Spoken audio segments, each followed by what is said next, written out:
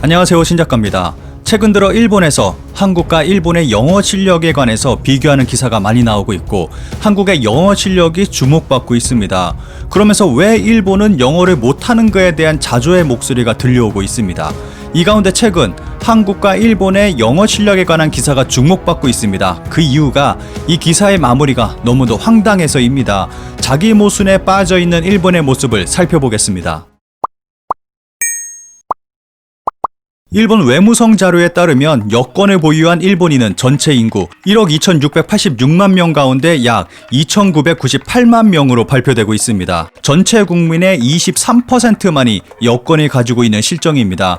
한국의 경우는 전체 인구 5,170만 명 가운데 약 3,262만 명, 63%의 국민이 여권을 가지고 있습니다.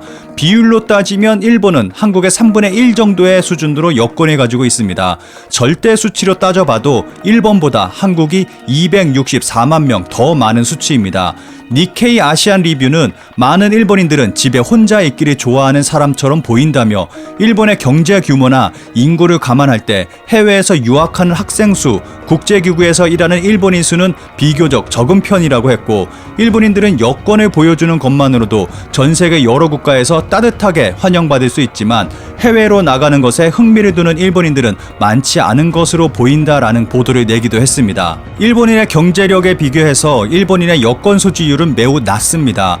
한 국가의 경제가 성장하면 여권 소지율도 올라가기 마련입니다. 하지만 일본의 경우 여권 소지자가 점점 줄어들고 있는 상황입니다. 그만큼 해외여행을 안 나간다는 증거입니다. 앞서 언급했듯이 일본인들은 해외로의 유학, 출장, 파견, 취업 등을 극도로 꺼려하고 있습니다. 한마디로 해외에 나가는 것을 정말 싫어한다는 것입니다. 참고로 중국인의 여권 소지율은 6%입니다. 그럼에도 한국 전체 인구보다 많은 숫자입니다. 보시는 그래프는 각국의 해외 여행자 수의 증감률을 나타낸 것입니다. 가장 눈에 띄는 것이 한국과 호주입니다. 1996년 10%대에 불과했는데 2015년에는 40%까지 올라갔습니다. 그만큼 소득 수준이 올라갔고 생활에 여유가 생겨서라고 볼 수 있습니다. 빨간 라인으로 표시된 중국 도시생활자의 여행 비율도 크게 올라가고 있습니다. 다른 나라와 확연하게 차이가 나는 것이 회색 실선으로 표시된 일본입니다. 90년대부터 지금까지 10% 초반대에서 벗어나지 못하고 있습니다. 2017년 기준 해외로 나간 한국인은 2,409만 명이었고 일본은 1,642만 명이었습니다.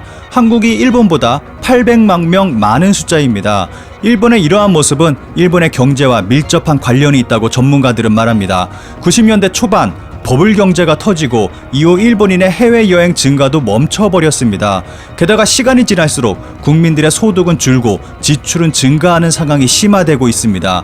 경제력이 올라가면 해외 상황에 더 많은 관심을 가지게 됩니다. 한국 역시 세계 탑 클래스 경제 수준을 갖게 되면서 해외에 관심을 갖는 국민들이 많아졌습니다.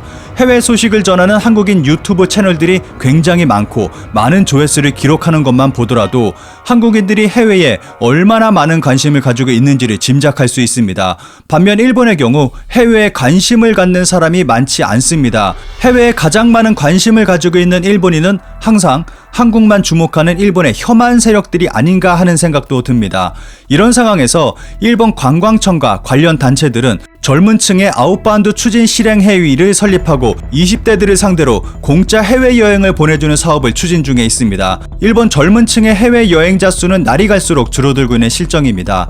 이런 상황에서 일본인들은 영어 공부의 필요성도 느끼지 못하는 것 같다는 느낌이 듭니다. 발음은 둘째치고 어학 능력에 있어서 일본은 인근 아시아 국가나 유럽 국가들에 비해 압도적으로 뒤처져 있기 때문입니다. 일본, 한국 후보를 경계, WTO 사무총장 선거, 관계 악화 영향 못 미친다 라고 말하지만 심지어는 영어를 못해서 국제 무대에 서지 못하는 경우도 생겨나고 있습니다.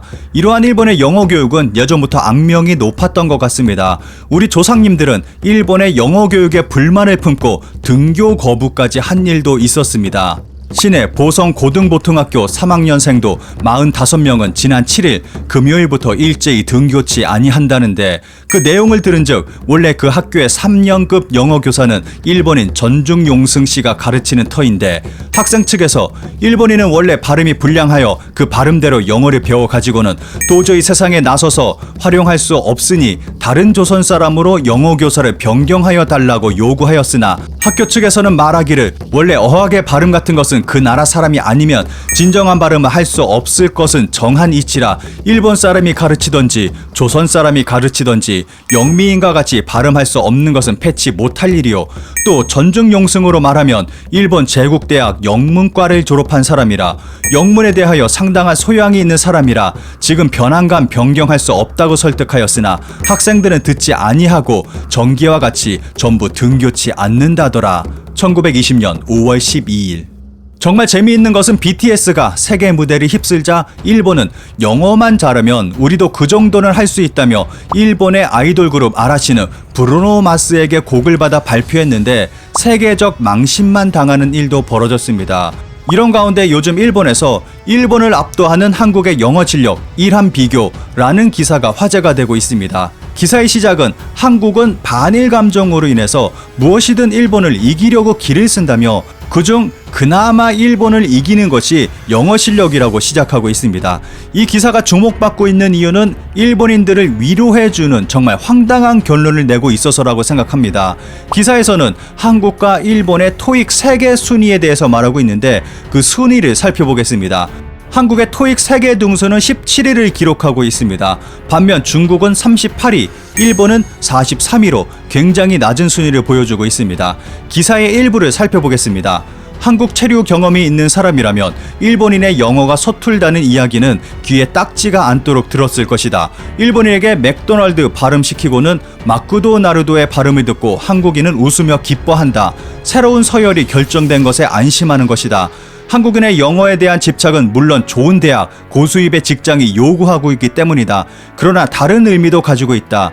옛날 유교적인 질서를 요구한 책봉 질서까지는 아니지만 실질적으로 현재 세계 공통어이면서 맹주인 미국의 언어이기 때문이다. 영어가 서툴러 하위 서열이 되는 것을 한국 사회의 자존심이 허락하지 않는 것이다.